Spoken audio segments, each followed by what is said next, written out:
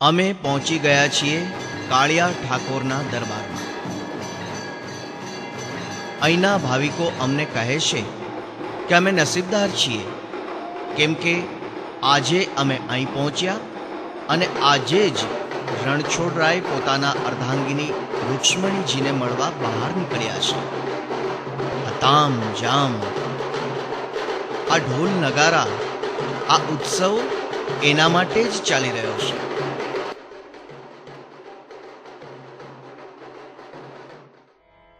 ડાકોર જાણે દ્વારકાની ઝેરોક્સ નકલ છાપી હોય એટલી હદે આ બેઉ નગરો એકબીજાને મળતા આવે છે।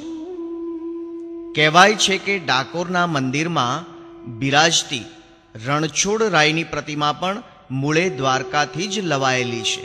પુરાતત્વ વિભાગનું કહેવું કંઈક અલગ હશે, પણ ધાર્મિક માન્યતા એવી છે કે શ્રી કૃષ્ણની આ ચતુર્ભુજ પ્રતિમા 4225 વર્ષો સુધી દ્વારકામાં રહી અને સંવત 1212માં, એટલે કે આજથી લગભગ 800 વર્ષ અગાઉ ભક્ત બોડાણા આ પ્રતિમા દ્વારકાથી ડાકોર લાવ્યા હતા।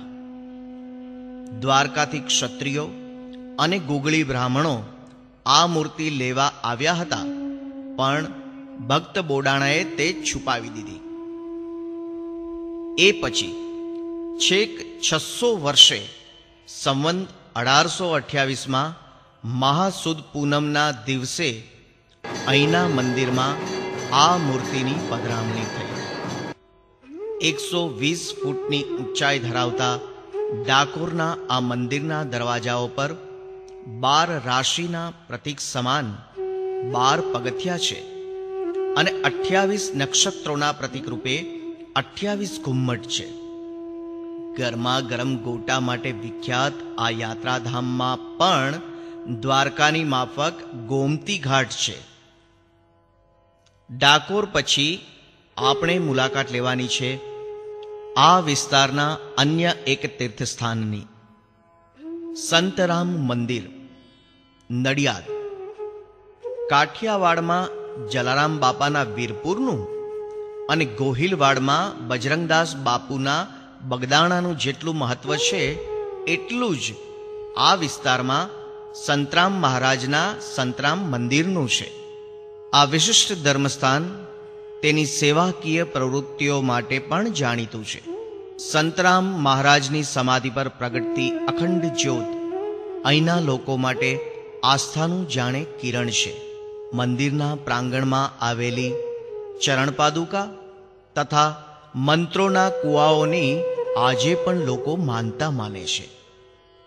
ખરા અર્થમાં કહીએ તો આ મંદિરે આ વિસ્તારમાં ધાર્મિક જ નહીં, સામાજિક ક્રાંતિ પણ સર્જી છે અને શ્વેત ક્રાંતિ સર્જી છે આ જ વિસ્તારની અમૂલે। આણંદમાં આવેલી આ સહકાર કંપની જેવી સંસ્થાનો પરિચય આપવાની કોઈ જરૂર નથી, માત્ર તેના વિવિધ ઉત્પાદનોના ઉત્પાદનની કામગીરી નિહાળવાની મજા લેવા જેવી છે।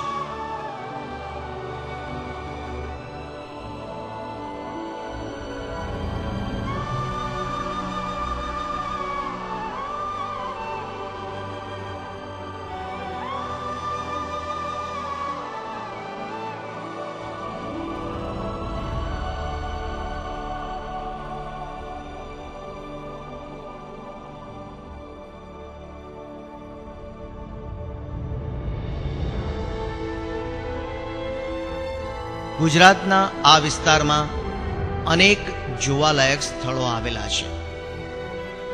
વડતાલમાં સ્વામિનારાયણ મંદિર છે, તો બોચાસણનું સ્વામિનારાયણ ખિલજીએ ખતમ કરી નાખ્યું હતું।